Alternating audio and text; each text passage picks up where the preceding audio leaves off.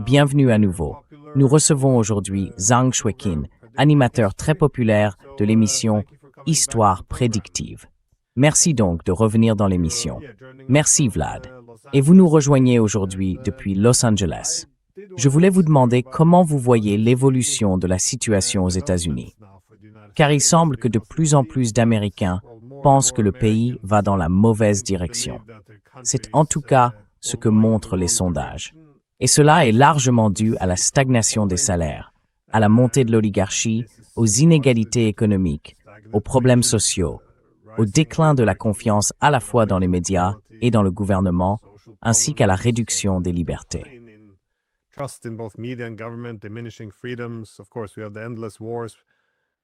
Bien sûr, il y a les guerres sans fin, la polarisation politique. La dette nationale écrasante est évidemment un énorme problème, et la liste s'allonge. Cela me rappelle le livre de Paul Kennedy, paru en 1987, Naissance et déclin des grandes puissances. Il y présentait très bien aussi ce concept de surextension impériale, où les engagements stratégiques dépassent largement la puissance économique. Je me demandais dans quelle mesure vous voyez aujourd'hui, aux États-Unis, des signes de ce déclin impérial. Quels symptômes examiniez-vous?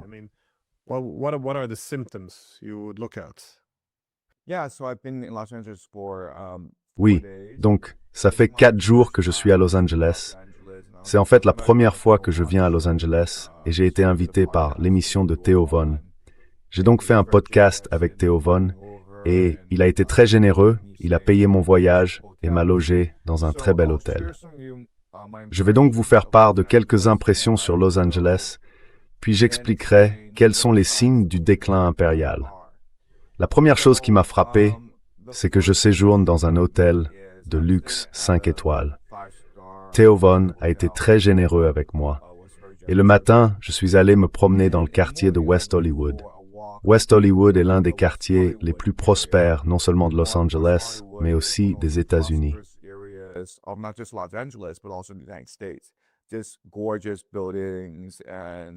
Des bâtiments tout simplement magnifiques, et les gens sont beaux. Et alors que je marche dans l'un des quartiers résidentiels, je vois devant moi un tas de merde de chiens. Je le contourne, et il me faut quelques minutes pour comprendre que ça ne vient pas d'un chien. Et je me dis comment, dans une société, peut-on avoir des gens qui s'en fichent, qui se disent, vous savez, qu'en plein jour, ils peuvent simplement faire leurs besoins au milieu de la rue et que personne ne réagit. Et ce que cela nous montre, c'est qu'il y a vraiment une rupture du contrat social. J'ai l'impression que les gens ne se sentent pas faire partie de la société.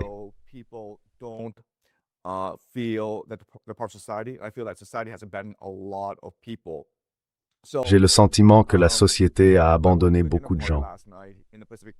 Hier soir, je suis allé à un dîner dans les Pacific Palisades, là où vivent toutes les stars de cinéma. Et la demeure où se tenait la soirée, c'est une demeure à 20 millions de dollars. C'était juste une magnifique et immense maison. Et ce qui m'a frappé, c'est à quel point il était extrême et aberrant d'avoir un appartement à 20 millions de dollars. Parce qu'en réalité, on ne peut même pas utiliser tout cet espace. Il n'y avait qu'une famille et son armée de personnel de maison. Mais on pourrait facilement y faire tenir, disons, 100 personnes. Et je regarde plus haut sur la colline et il y a une demeure à 20 millions de dollars qui, j'imagine, est 10 fois plus grande.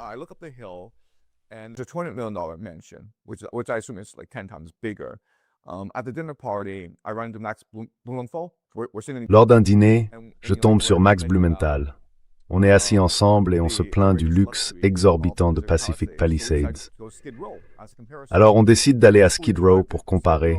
On y va en voiture pour la soirée. Et Skid Row, c'est littéralement une scène de film apocalyptique. Enfin, c'est juste sombre. Il y avait une femme qui courait nue dans les rues, et ce sont des gens, je crois qu'ils sont environ 4000, qui ont été complètement abandonnés par la société. Le gouvernement fait comme s'il n'existait pas. Le soir, je me promène autour de mon hôtel et il y a des sans-abri partout.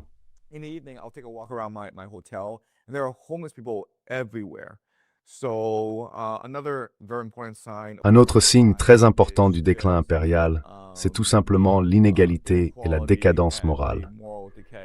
Ces gens ont été abandonnés par la société et on les laisse se débrouiller seuls. Les inégalités massives sont un indicateur majeur. La troisième chose, c'est que je suis allé prendre un petit déjeuner. J'ai essayé de trouver l'endroit le moins cher possible et j'ai fini par payer $17 américains pour une tartine à l'avocat. Je ne sais pas si vous avez déjà mangé une tartine à l'avocat, mais ça vaut pas $17. Et je ne sais pas comment les gens peuvent se permettre les prix dans ce pays. Donc, il y a de l'inflation. Mais ce que l'inflation nous dit vraiment, au fond, c'est la dégradation de la monnaie.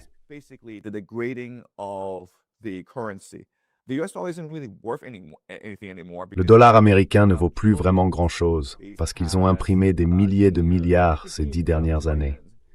Et ils continuent d'en imprimer des milliers de milliards pour soutenir l'économie. Il y a la bulle de la dette liée à l'IA que tout le monde pense voir éclater tôt ou tard. Il y a cette guerre en Iran où des dizaines de milliards sont dépensés chaque semaine sans objectif réel ni stratégie en vue. Et pendant ce temps, il y a la polarisation politique à Washington, où au lieu de se concentrer sur les problèmes fondamentaux, les démocrates comme les républicains se rejettent la faute. Je pense donc qu'il y a énormément de signes de déclin impérial, et je ne suis pas très optimiste quant à l'avenir des États-Unis.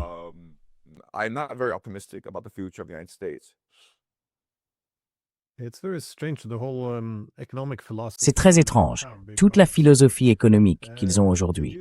Parce que autrefois, on évaluait une économie à sa capacité à servir la société. Au 19e siècle, tous ces économistes américains disaient, y compris les économistes libéraux, qu'il était important de taxer ceux qui vivent de la rente, afin d'empêcher l'émergence d'une oligarchie. Et ces impôts devaient financer les infrastructures. Pas seulement pour renforcer la compétitivité sur les marchés internationaux, mais aussi pour améliorer le niveau de vie du citoyen moyen.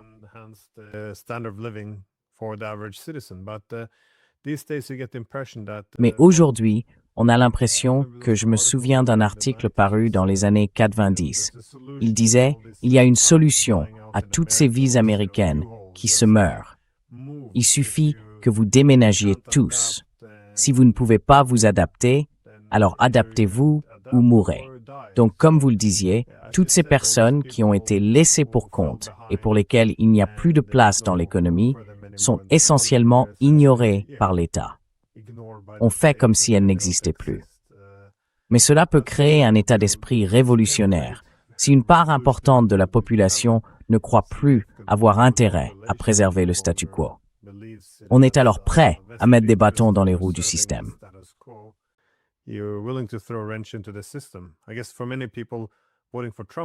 J'imagine que, pour beaucoup de gens, voter pour Trump, c'était une façon de casser la machine. Mais je voulais aussi vous interroger sur cette propension à recourir à la force militaire. Parce que je parle souvent à des gens, des colonels à la retraite et d'autres anciens de l'armée américaine, et ils soulignent toujours la même chose. Nous nous dirigeons vers une crise économique. Nous ne pouvons plus nous permettre cet empire. Nous devrions nous replier. Nous devrions éviter ces guerres sans fin. Là encore, c'est pour ça que des gens ont voté pour Trump. Mais au lieu de cela, on a tendance à voir que les grandes puissances en déclin semblent plus enclines à utiliser la force militaire, à un moment où, au fond, elles n'en ont plus les moyens. Comment expliquez-vous cette dynamique?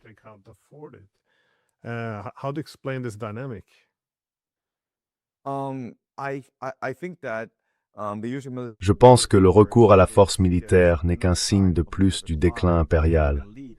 On a une armée d'élite qui vit dans sa bulle. Et ce ne sont pas eux qu'on envoie combattre à l'étranger. Ce ne sont pas eux qui subissent les conséquences des pertes militaires. Si les États-Unis perdent une guerre en Iran, ce sont les contribuables qui doivent payer la facture, pas la classe des milliardaires.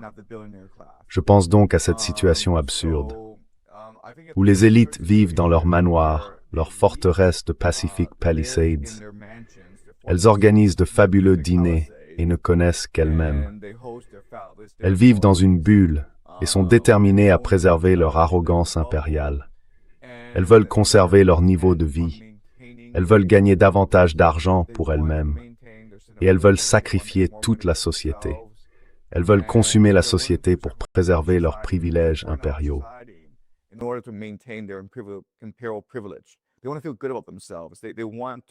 Ils veulent se sentir bien dans leur peau. Ils veulent vivre dans un monde où l'Amérique est la seule superpuissance. Ils ont cette nostalgie des États-Unis des années 1990, pendant le moment unipolaire, quand en réalité le monde entier se tournait vers les États-Unis pour être sauvé.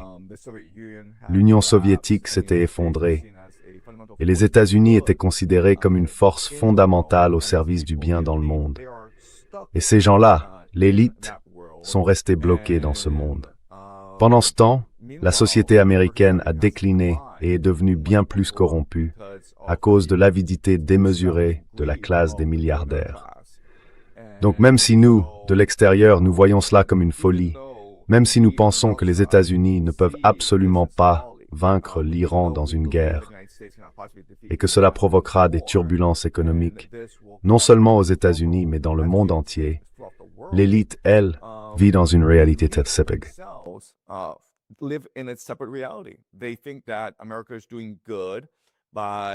Ils pensent que l'Amérique fait le bien en se débarrassant d'un régime terroriste fondamentaliste, déterminé à se doter de l'arme nucléaire et déterminé à dominer et à détruire le Moyen-Orient.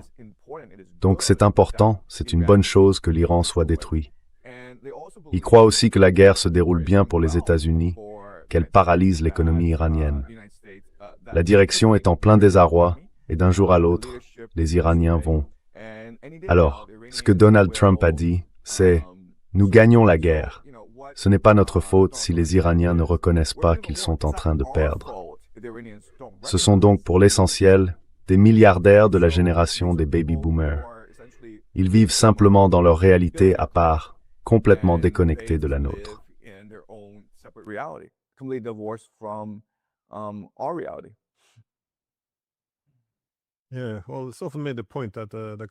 Oui, on souligne souvent que l'effondrement de l'Union soviétique a aussi été un désastre pour les États-Unis.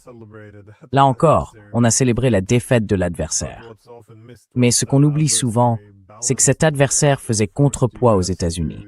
Il les obligeait à penser de façon stratégique, à se retenir, à faire preuve de mesure.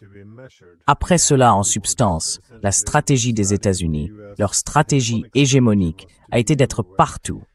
Cela affaiblit la réflexion stratégique. Parce que tout à coup, vous n'avez plus besoin de fixer des priorités. Vous pouvez encaisser beaucoup de souffrances si vous commettez beaucoup d'erreurs. Et puis il y a aussi toute cette idée selon laquelle vous n'avez pas besoin de tout savoir, des contextes et des complexités. Parce qu'il y a cette arrogance qui consiste à croire que vous avez déjà toutes les réponses.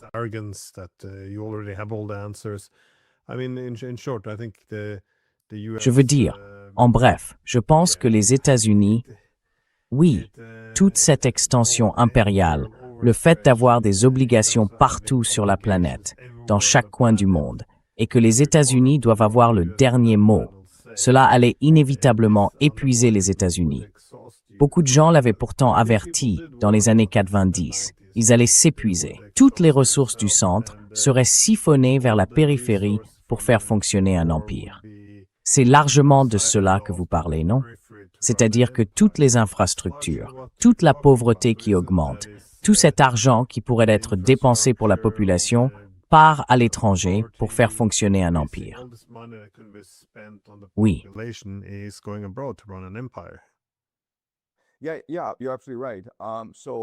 Oui, vous avez tout à fait raison. Une très bonne analogie historique, c'est la République romaine. Il y a eu beaucoup de débats sur les raisons de son échec, mais les Romains eux-mêmes pensaient que la République romaine avait échoué parce qu'ils avaient détruit Carthage. Juste avant la Troisième Guerre punique, le Sénat romain a longuement débattu de l'opportunité d'attaquer réellement Carthage. Des gens comme Caton l'Ancien voulaient détruire Carthage une fois pour toutes, parce qu'ils la voyaient comme la dernière menace, la menace ultime contre la suprématie de la République romaine.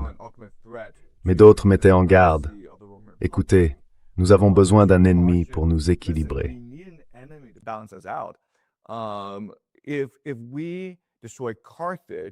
Si nous détruisons Carthage, alors nous deviendrons arrogants, comme tous les autres empires du passé, et nous serons déchirés par la guerre civile, par les conflits internes. Nous nous lancerons dans des aventures militaires inutiles à l'étranger. Nous nous étendrons trop vite. Nous financiariserons l'économie et ruinerons la majeure partie de notre population, tandis qu'une élite deviendra corrompue, arrogante et repliée sur elle-même. Et c'est exactement ce qui s'est passé. Ils ont donc détruit Carthage et la République romaine s'est effondrée peut-être 150 ans plus tard. C'est donc une situation très similaire à celle des États-Unis. Des informations ont rapporté que lorsque Donald Trump a ordonné l'attaque contre l'Iran, il ne pensait pas que les Iraniens fermeraient le détroit d'Ormuz. Il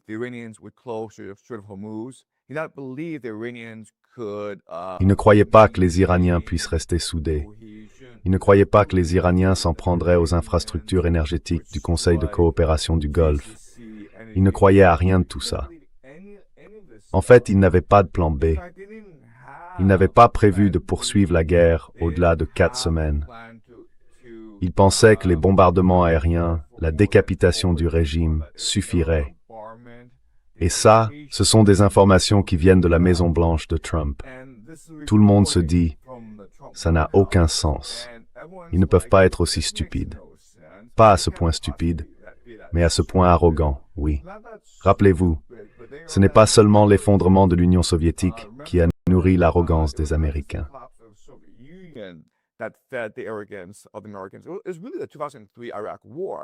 C'était vraiment la guerre d'Irak de 2003. En l'espace d'environ 2 semaines, les Américains sont entrés, ont bombardé à mort l'armée irakienne et ils ont pu décapiter le régime et imposer leur volonté. Puis il y a eu, le 3 janvier de cette année, cette opération de la Delta Force au Venezuela. Ils ont pu très facilement, peut-être sans aucune victime, capturer, kidnapper le président, le chef d'État souverain, Maduro. Et maintenant, Maduro est jugé à New York. Je sais donc que beaucoup de choses n'ont pas de sens. Mais c'est parce que nous ne vivons pas dans leur monde. Dans leur monde, tout est parfait et tout se passera comme ils le veulent.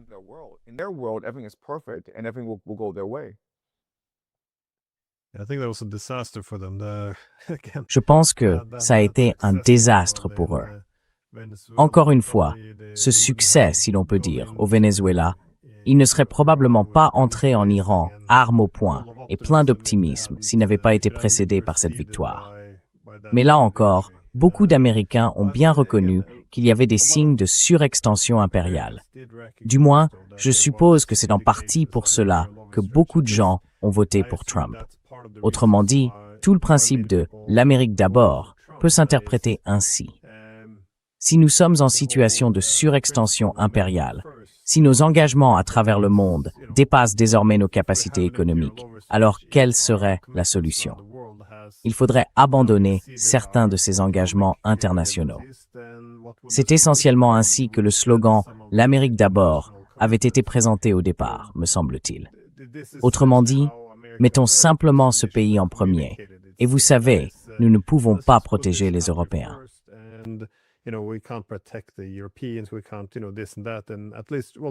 On ne peut pas, vous savez, ceci et cela.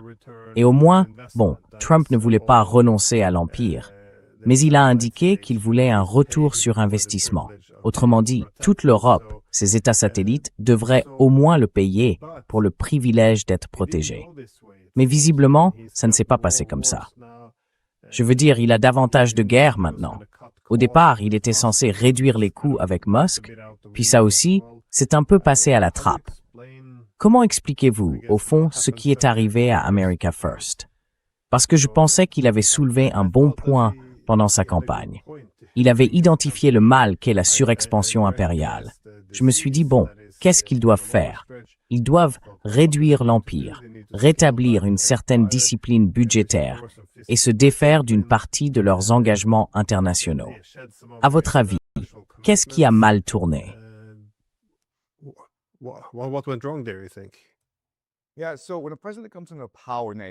Oui, donc, quand un président arrive au pouvoir aux États-Unis, c'est généralement parce qu'il est soutenu par de nombreuses factions différentes. Lors du second mandat de Trump, il était soutenu par deux grandes factions. Il y avait la faction America First, avec des gens comme Tucker Carlson, Tulsi Gabbard et J.D. Vance. Eux voulaient que l'Amérique se retire de ses engagements dans le monde et se concentre sur le développement de ses capacités de production industrielle. C'était une faction. Mais il y en avait aussi une autre que les gens ne percevaient pas, celle du lobby israélien, ou la faction Israel First. Et ces gens étaient toujours présents.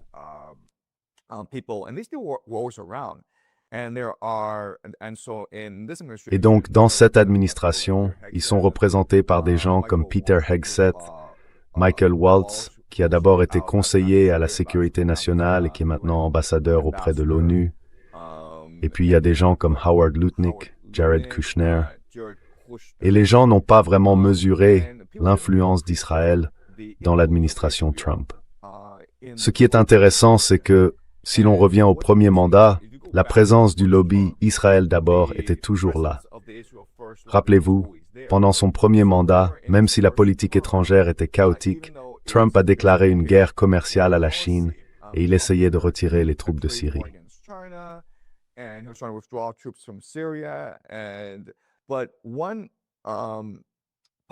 Mais il y avait une ligne politique, une directive de politique étrangère qui est restée assez constante, un positionnement pro-israélien lors de son premier mandat.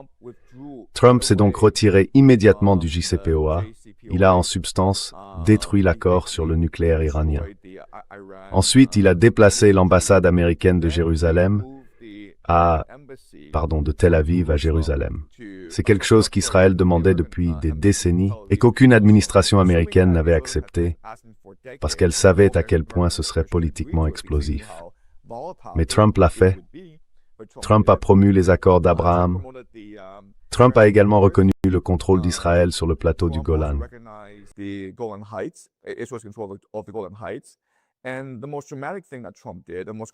Et la chose la plus spectaculaire que Trump ait faite, et la plus lourde de conséquences, bien sûr, c'est qu'il a ordonné l'assassinat du général Qassem Soleimani, ce qui a précipité cette crise avec l'Iran.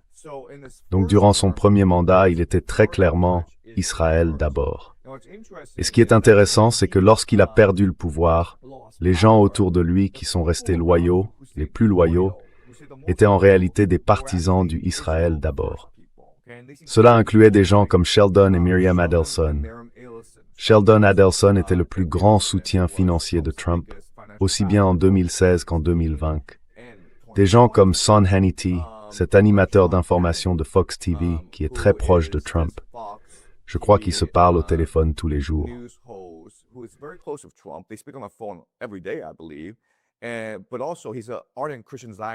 Mais c'est aussi un fervent sioniste chrétien, d'accord? Donc ce n'est pas un Israélien, ce n'est pas un Juif, mais il croit au sionisme. Les partisans d'Israël d'abord n'ont donc jamais abandonné Trump. Et je pense que lorsque Trump était à Mar-a-Lago pendant ces 4 années où il était assiégé, rappelez-vous, le FBI a perquisitionné sa résidence de Mar-a-Lago à la recherche de documents classifiés. Il faisait l'objet d'un acharnement judiciaire de la part des démocrates. Et il y a eu des moments où il semblait presque au bord de la faillite, n'est-ce pas? Il a donc vécu ses pires jours pendant ces 4 années d'exil, et le lobby Israël d'abord a continué à le soutenir. Je pense donc qu'il ressent une loyauté envers Israël. Et à bien des égards, j'ai le sentiment que Trump, en lançant cette guerre contre l'Iran, cherche à remercier Israël pour son soutien au cours des 8 dernières années.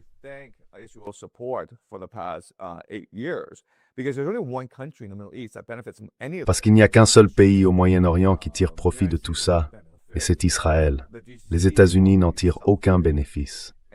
Les pays du CCG souffrent vraiment. Et comme je pense que Trump est redevable à Israël, pour une raison ou une autre, on ne sait pas pourquoi il est redevable à Israël, mais il est clair qu'il l'est. Je pense que cette guerre ne peut que s'intensifier jusqu'à engloutir l'ensemble du Moyen-Orient. Et on le voit déjà parce que les Houthis ont été entraînés dans la guerre. Or, les Houthis représentent une crise existentielle pour l'Arabie saoudite. L'Arabie saoudite a donc récemment signé un pacte de défense militaire avec la Turquie et le Pakistan. Il est même question d'y faire entrer l'Égypte. Vous pouvez imaginer que l'objectif principal d'un tel pacte serait de lancer une coalition multinationale contre les Houthis.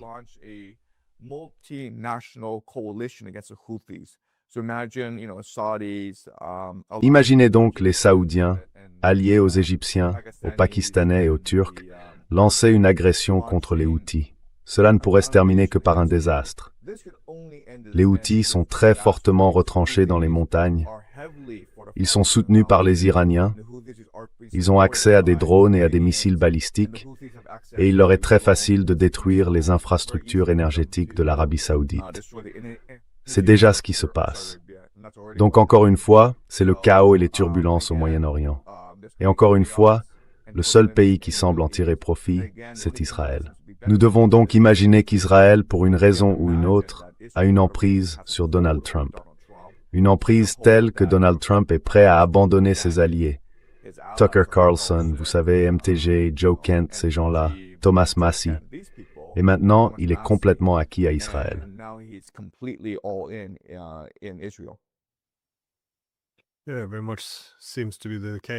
Oui, ça semble tout à fait être le cas.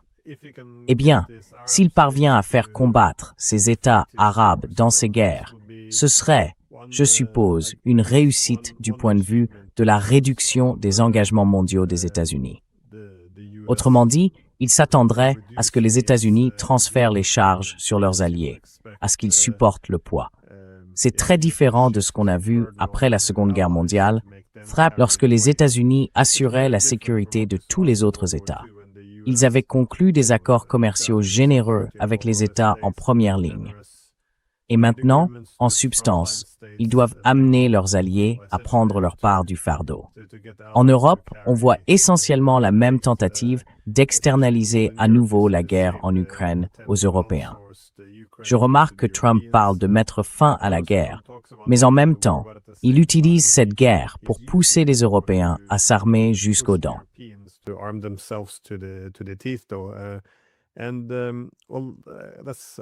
C'est aussi ce que je voulais vous demander à propos de l'Europe.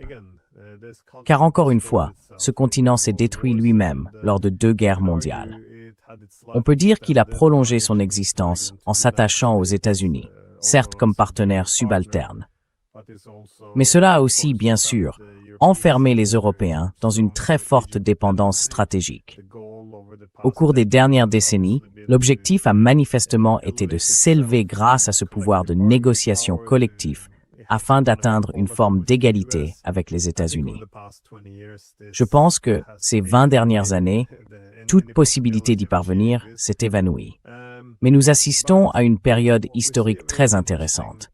Les États-Unis se désintéressent d'une Europe de plus en plus insignifiante, tandis que les Européens semblent ne faire qu'accroître leur dépendance envers les États-Unis. Qu'est-ce que cela vous dit sur l'avenir de l'Europe?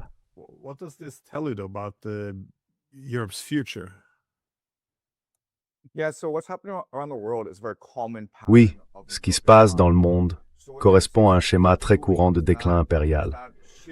Les États-Unis ne transfèrent donc pas le fardeau de la sécurité sur leurs alliés. Ce qu'ils font, c'est pousser leurs alliés à agir. Et c'est une distinction très importante, parce que, si vous y réfléchissez, il n'y a absolument aucune raison pour que l'Europe soit en guerre avec la Russie. Livrés à eux-mêmes, je suis presque certain que les Européens concluraient avec la Russie un traité de paix mutuellement bénéfique pour toutes les parties et qui ramènerait la paix en Europe. Livrés à eux-mêmes, l'Arabie saoudite et le Conseil de coopération du Golfe chercheraient eux aussi à trouver un arrangement avec l'Iran dès que possible, n'est-ce pas?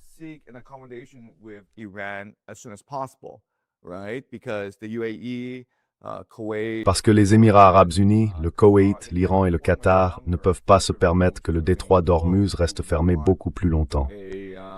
Ils voudraient un cessez-le-feu immédiat, et ils seraient probablement prêts à payer $20 000 pour garantir un cessez-le-feu avec l'Iran. Livrés à eux-mêmes, il y aurait la paix. Mais l'Empire américain a un problème. une dette nationale de 40 000 milliards de dollars. Donc, si l'Amérique se retirait du monde, cette dette nationale s'effondrerait et l'économie américaine s'effondrerait aussi. La monnaie fiduciaire, le dollar américain, tomberait à zéro sans demande mondiale.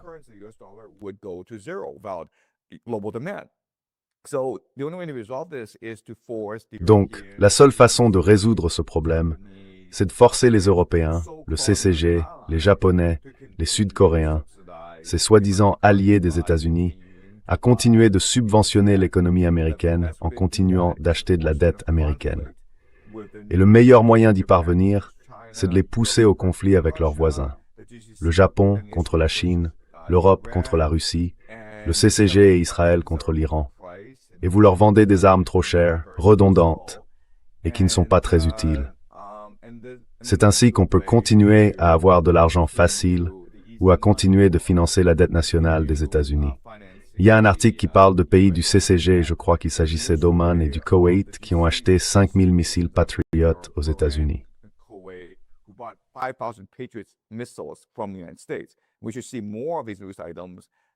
Nous devrions voir davantage de ce type d'informations au fil du temps. Et ces missiles Patriot, rappelez-vous, cela a été démontré au cours des 3 derniers mois. Ces missiles Patriot ne fonctionnent pas réellement. Les systèmes de défense Patriot ne fonctionnent pas contre les missiles balistiques iraniens. Vous savez, votre formidable invité, Ted Postol, du MIT, a très clairement expliqué que ces systèmes de défense aérienne ne servent en réalité à rien, qu'il est très facile de les contourner. Mais encore une fois, le but n'est pas de gagner cette guerre. Le but n'est même pas d'imposer cette guerre aux alliés américains.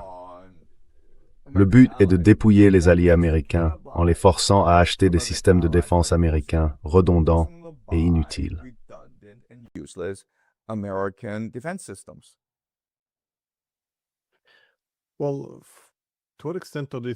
Dans quelle mesure pensez-vous que le plan américain pourrait constituer une recette, disons, pour inverser le déclin des États-Unis?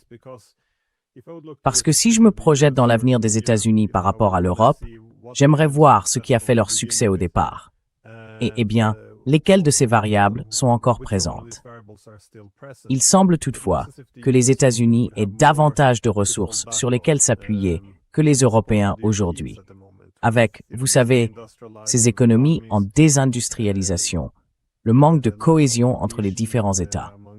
Globalement, je ne vois pas de bon modèle économique, ni de place claire dans le monde, maintenant que le monde est multipolaire. Alors, comment voyez-vous ces deux acteurs? Enfin, je n'appellerai plus les Européens des géants, mais ces deux acteurs.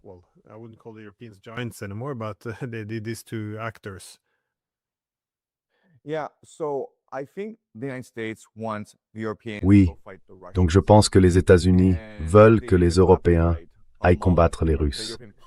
Et l'opinion publique européenne n'a aucune envie de faire cette guerre. Ce qui va se passer, c'est que les dirigeants politiques européens vont avancer comme des somnambules vers une guerre avec la Russie, peut-être en envoyant d'abord des forces spéciales pour aider les Ukrainiens. Mais, à terme, il y aura la conscription. De jeunes hommes seront mobilisés pour aller combattre dans les tranchées d'Ukraine, dans cette guerre absurde. Cela mènera à une révolution politique en Europe.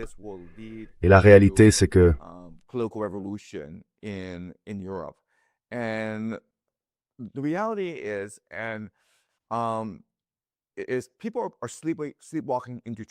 les gens avancent en somnambule vers la tragédie et le désastre.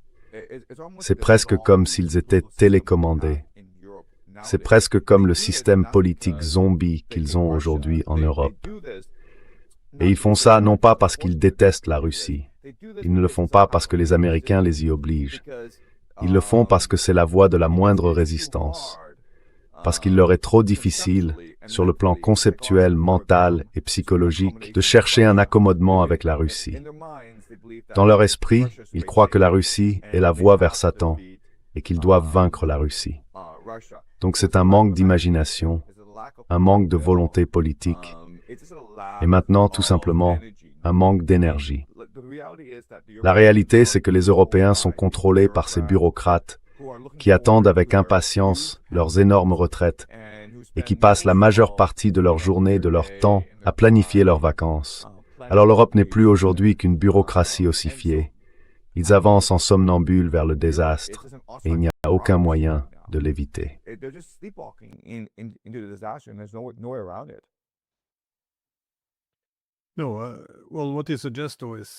Non, mais ce que vous suggérez, c'est qu'il faut un changement politique intérieur.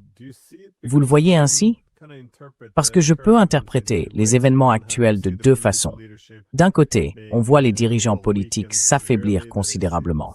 Ce n'est pas seulement qu'ils sont impopulaires, ils traversent une crise de légitimité. De l'autre, ceux qui semblent remplacer les anciens dirigeants. Prenons le meilleur des cas. Au Royaume-Uni, Starmer est en pratique remplacé par un Starmer plus jeune, mais qui reste plus ou moins le même. Ce n'est qu'un lifting. Et on a l'impression que même en France, si Macron cédait la place à quelqu'un comme Le Pen, serait-elle vraiment si différente? Je veux dire, est-ce que de simples élections suffisent? Ou faut-il un basculement, quelque chose comme un changement de régime au fond, un changement de l'ensemble du système politique?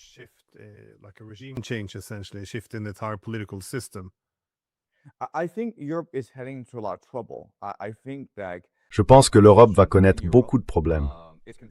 Je pense qu'une grande partie de l'opposition en Europe est contrôlée, comme vous le soulignez. Regardez l'Espagne. Il y a quelques week-ends, 50 000 migrants ont déferlé sur Ceuta, une enclave espagnole sur le continent africain. Et cela a été coordonné et dirigé par les autorités marocaines, comme une forme de levier politique. Cela a exercé une pression énorme sur la coalition de gauche menée par Pedro Sánchez en Espagne. Vous pouvez donc imaginer que face à toute cette pression, ils perdront probablement les élections au profit de qui? De Vox. Et le dirigeant de Vox s'est révélé être quelqu'un de pro-sioniste, pro-Israël et pro-guerre.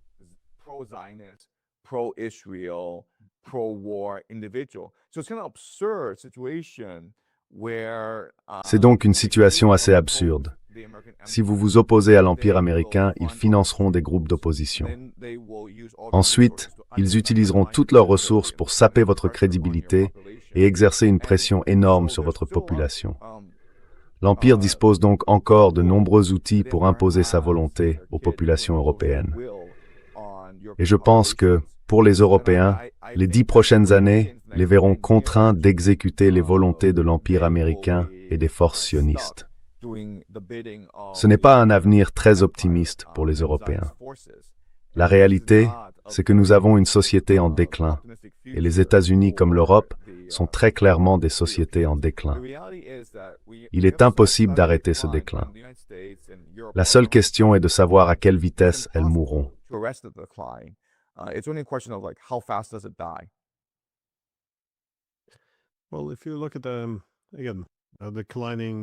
Eh bien, si vous les regardez, encore une fois, les grandes puissances en déclin s'engagent dans davantage de guerres. L'une d'entre elles, bien sûr, c'est la guerre en Ukraine. Là encore, les Européens seront plus dépendants des États-Unis tant que cette guerre continuera. Mais en même temps, combien de temps cette guerre peut-elle vraiment durer? Parce qu'à l'heure actuelle, elle s'intensifie rapidement, très vite, tout en restant limitée au cadre ukrainien.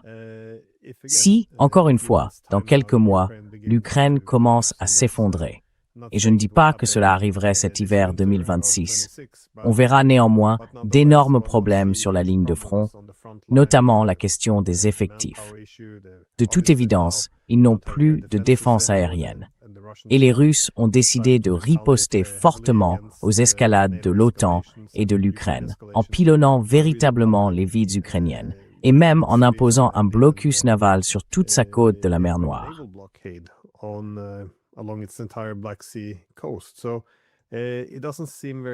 Donc, cela ne semble plus très stable. C'était le scénario idéal pour les États-Unis et les Européens. Les lignes de front resteraient plus ou moins inchangées, et les Ukrainiens comme les Russes s'épuiseraient progressivement jusqu'à se vider de leur sang. Mais cela semble toucher à sa fin, parce que nous paraissons arriver à un point de rupture. Alors, comment voyez-vous l'évolution de cette guerre?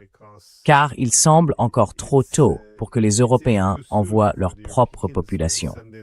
Il n'y a pas de volonté en ce sens. Même certains des pays les plus russophobes ne veulent toujours pas envoyer leurs propres hommes, semble-t-il.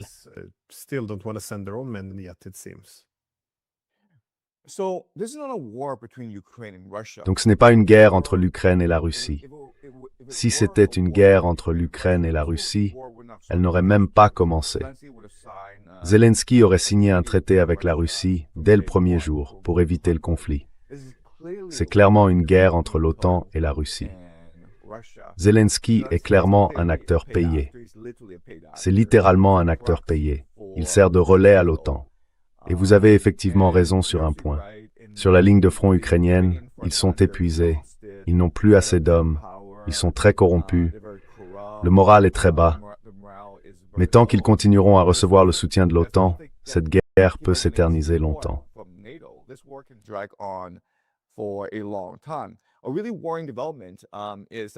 Une évolution vraiment inquiétante, c'est qu'il y a quelques semaines, un drone ukrainien a frappé un cargo iranien qui transportait des marchandises sur la mer Caspienne. Or, la mer Caspienne est en réalité assez loin de l'Ukraine. Les Ukrainiens ont donc fait l'effort d'aller attaquer ce navire, puis ils l'ont annoncé. Et je pense que ce qu'il voulait dire, c'était que son ambition est d'entraîner les Américains dans la guerre en Ukraine, en unifiant les deux fronts, n'est-ce pas? En montrant que la Russie et l'Iran sont alliés. Si vous voulez vaincre l'Iran, vous devez aussi vaincre la Russie. Les Américains ne sont pas intéressés par la fusion des deux fronts. Donc Zelensky a dû présenter ses excuses aux Iraniens.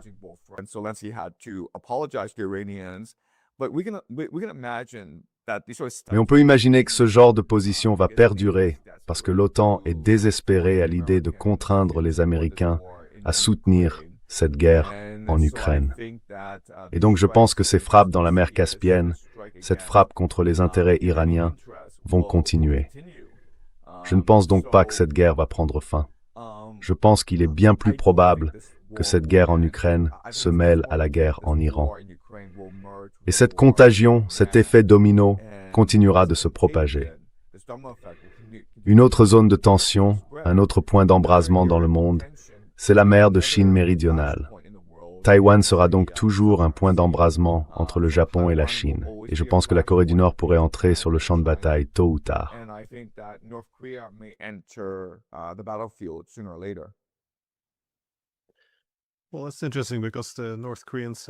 Eh bien, c'est intéressant parce que les Nord-Coréens sont déjà entrés de manière très importante sur le champ de bataille ukrainien.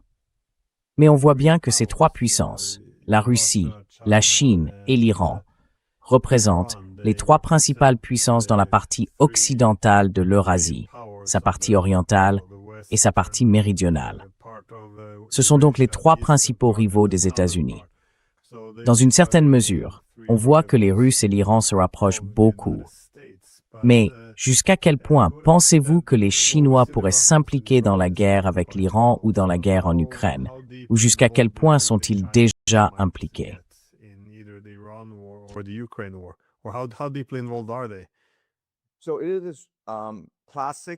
C'est donc cette stratégie géopolitique chinoise classique, maintenir la neutralité pour maximiser ses options. Pendant très longtemps, la Chine a essayé de se tenir à l'écart de cette guerre en Ukraine et de cette guerre au Moyen-Orient. La Chine a toujours gardé ses distances avec cette guerre en Ukraine, et elle s'est montrée très respectueuse des sanctions américaines contre la Russie. Cette guerre au Moyen-Orient affecte directement les intérêts chinois, parce que la Chine reçoit beaucoup de pétrole et d'énergie du Moyen-Orient. La Chine œuvrait donc très activement, en coulisses, pour trouver une solution diplomatique. Je ne pense pas que le premier cessez-le-feu aurait eu lieu sans l'intervention chinoise. Et je pense que la Chine a beaucoup insisté pour que les deux parties, les Iraniens comme les Américains, respectent le protocole d'accord. Une chose vraiment intéressante que les Chinois ont faite, c'est de réduire leurs importations de pétrole d'au moins 50%.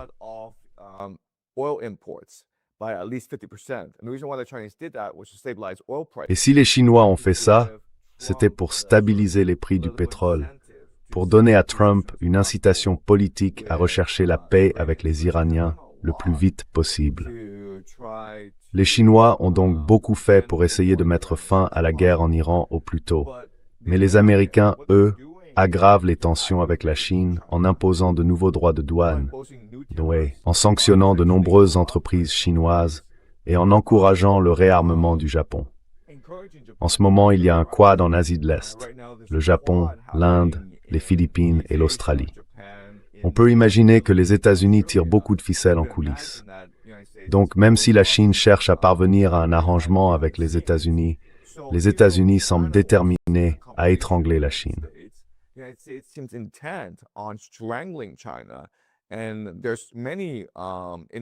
Et nombreux sont ceux aux États-Unis qui considèrent la Chine comme la véritable menace.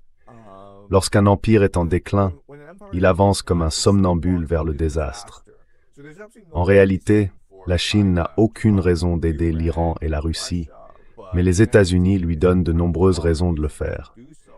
On peut donc s'attendre à beaucoup plus de points de coopération entre la Russie et l'Iran. Un élément vraiment intéressant à observer, c'est la route arctique, n'est-ce pas? La Chine est confrontée à ce qu'on appelle le dilemme du détroit de Malacca. Autrement dit, l'essentiel du commerce chinois transite par le détroit de Malacca. Or, ce détroit peut être facilement bloqué. Depuis quelques années, la Chine tente donc de créer une route de la soie arctique, et cela avance très bien. Mais cela implique une coopération directe avec la Russie.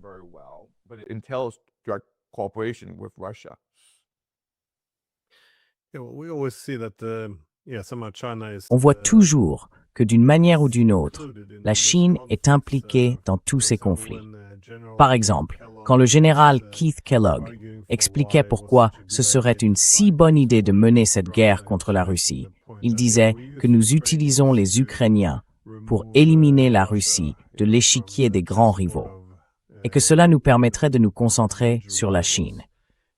Et en même temps, vous avez tous ces sénateurs américains et différents commentateurs qui disent que, au moins à mesure que la guerre se poursuit en Iran, nous pouvons priver les Chinois de ressources importantes. Scott Bessent avançait lui aussi cet argument.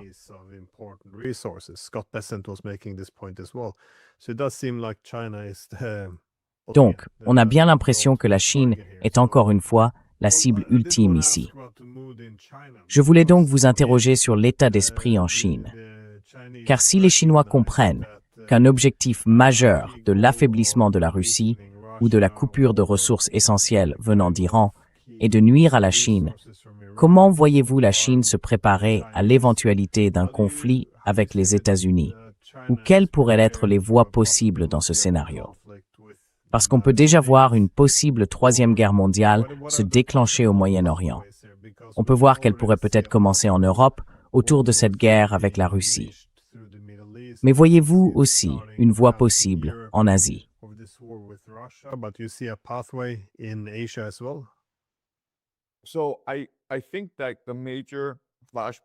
Je pense donc que le principal point de tension en Asie de l'Est sera la Corée du Nord. Voici mon raisonnement.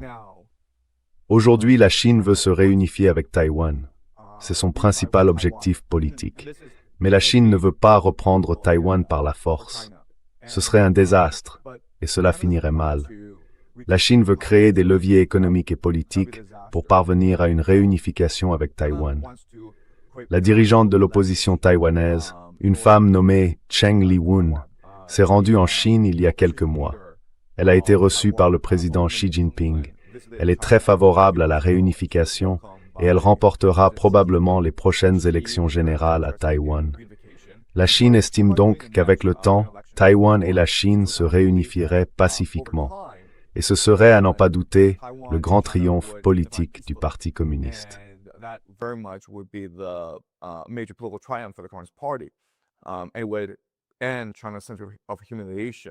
Cela mettrait fin au sentiment d'humiliation de la Chine, lorsque les puissances occidentales sont venues la diviser, vous savez, la découper en différents morceaux. Le problème, c'est que les Japonais ont déclaré que Taïwan est au cœur de leurs intérêts stratégiques. Le Japon dépend du commerce mondial. Et si la Chine prenait le contrôle de Taïwan, elle pourrait utiliser Taïwan pour imposer un embargo au Japon et couper le Japon de l'Asie du Sud-Est. Donc le Japon n'autoriserait pas l'unification de Taïwan et de la Chine. Et d'ailleurs, ces derniers mois, la première ministre Takeuchi a lancé une frénésie de remilitarisation. Elle a favorisé une étroite coopération militaire avec l'Inde, les Philippines et l'Australie, afin de contrer ce qu'ils perçoivent comme la menace chinoise.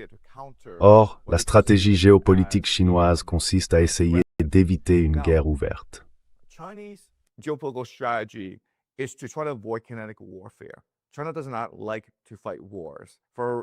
La Chine n'aime pas faire la guerre, pour diverses raisons. Et donc, ce qui s'est passé, c'est qu'en mai, juste après les visites de Trump et de Poutine en Chine, le président Xi Jinping s'est rendu personnellement en Corée du Nord. Et je pense que l'idée est d'utiliser la Corée du Nord comme levier contre le Japon. Parce que si la Corée du Nord tire des missiles dans la mer du Japon, cela va affoler la population japonaise. Et déjà, la population japonaise ne veut pas se remilitariser. Il y a eu beaucoup de manifestations contre l'agression du Japon. Donc le grand espoir, c'est qu'en utilisant la Corée du Nord comme levier, le Japon et la Chine puissent parvenir à un compromis par l'intermédiaire de Taïwan. Mais malheureusement, je pense que les Américains essaient de récupérer le système politique japonais.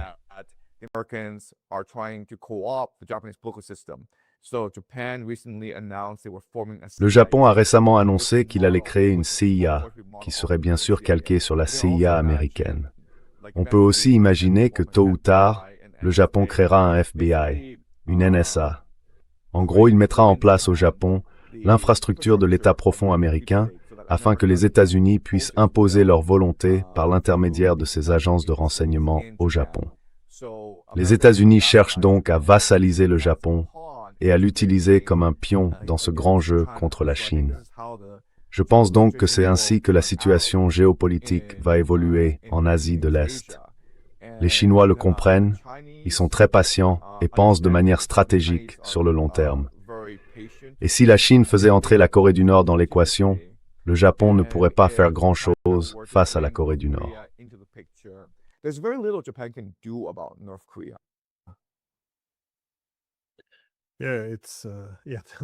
Oui, ce n'est pas non plus un pays avec lequel on a envie d'entrer en guerre. Enfin, qu'y aurait-il à y gagner? Juste une dernière question. Vous avez eu beaucoup de succès avec vos prédictions. En ce moment, qu'est-ce que vous surveillez particulièrement? Ou qu'est-ce qui vous empêche de dormir la nuit? Voyez-vous des tendances inquiétantes se dessiner?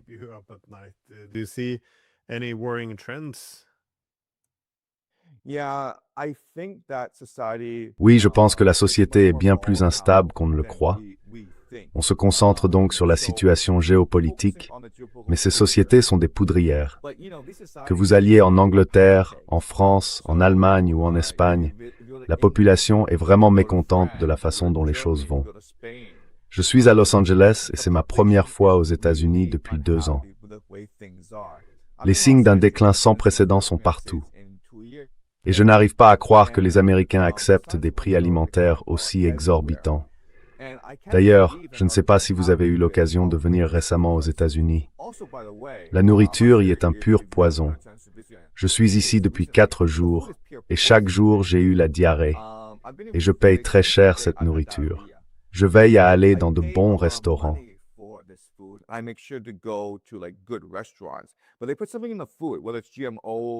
Mais ils mettent quelque chose dans la nourriture, que ce soit des OGM, des hormones de croissance ou autre chose, et ça fait que mon estomac se rebelle contre moi. Mon organisme a du mal à gérer la nourriture américaine. Et tous les Européens disent la même chose. Les Européens viennent aux États-Unis et ils n'en reviennent pas du poison pur que mangent les Américains. Alors je ne comprends pas pourquoi le peuple américain accepte cette merde. Et je pense qu'à un moment donné, il y aura un élément déclencheur et vous allez avoir beaucoup de violence aux États-Unis. Je pense donc que c'est quelque chose dont les gens ne sont pas conscients. On se focalise trop sur ces points de tension et on ne voit pas que dans toutes ces sociétés, les gens, la population sont extrêmement agités, extrêmement frustrés par les dirigeants politiques. Et à tout moment, ça peut exploser.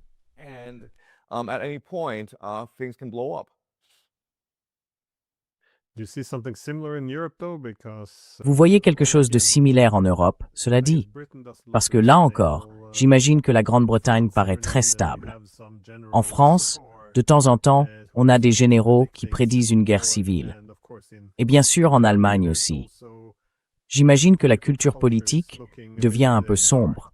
Autrement dit, dès qu'on commence à qualifier ses adversaires politiques d'ennemis ou de traîtres, on ne peut plus vraiment avoir d'alternance pacifique au pouvoir.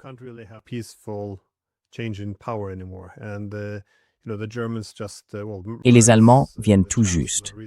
Enfin, Merz, le chancelier, a récemment conclu ces accords secrets. Il envisageait de retirer leur autonomie à certains États de la République s'ils votaient du mauvais côté, parce qu'il les considérait comme trop favorables à la Russie. Ce qui veut dire qu'apparemment, ils ne sont pas très emballés par la guerre. Alors, comment voyez-vous la stabilité politique en Europe? Et bien sûr, il y a cette autre couche, l'Union européenne, qui essaie de s'assurer que les gens ne votent pas du mauvais côté et de maintenir tout en place. Mais plus elle maintient tout en place, plus les tensions s'accumulent. Donc on a l'impression que ça ne peut pas vraiment durer éternellement.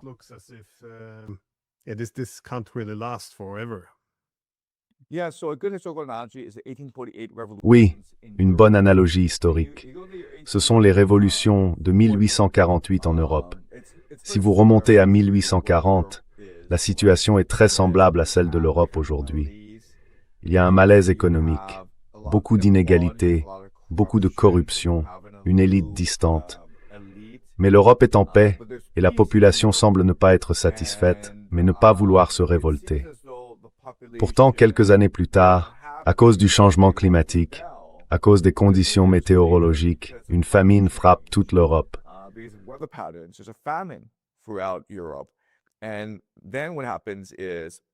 Et puis voilà ce qui se passe.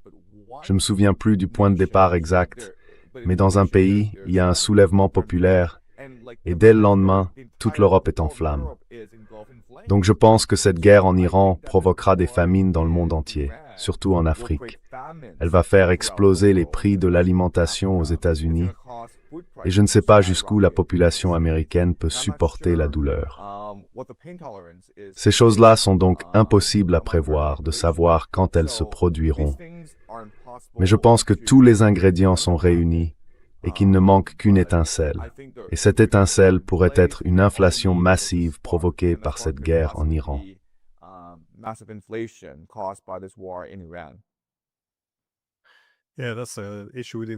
Oui, c'est un sujet qu'on n'a pas abordé. C'est la crise économique qui nous attend. Je veux dire, c'est encore une chose qui visiblement ne peut pas durer éternellement. Mais il va falloir garder ça pour la prochaine fois, à moins que vous n'ayez une réponse rapide. Où allons-nous?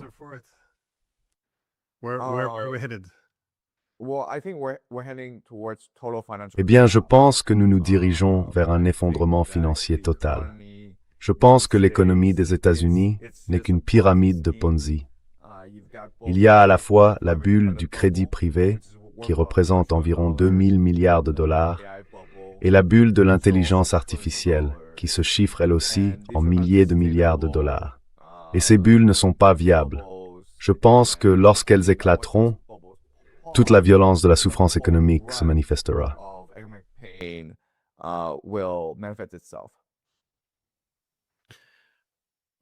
Eh bien, sur cette note joyeuse, merci beaucoup d'avoir pris le temps.